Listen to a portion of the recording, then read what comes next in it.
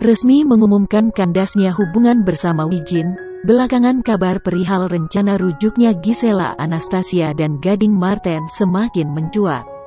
Memang sejak keduanya bercerai, Gading dan Giselle masih ramai didoakan berjodoh mengingat keharmonisan rumah tangga yang pernah dijalani keduanya.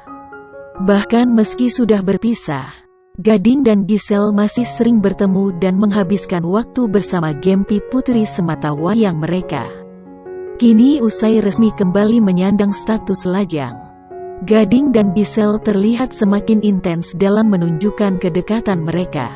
Bahkan disinyalir putra sulung Roy Marten tersebut masih kepincut dengan Giselle yang selama kurang lebih 6 tahun dinikahinya. Hal ini terlihat dari seringnya Gading menanggapi unggahan Giselle yang memamerkan wajah cantiknya di media sosial. Melihat unggahan mantan istri dan putrinya, Gading pun bereaksi dengan meninggalkan 3 emotikon bermata hati di kolom komentar.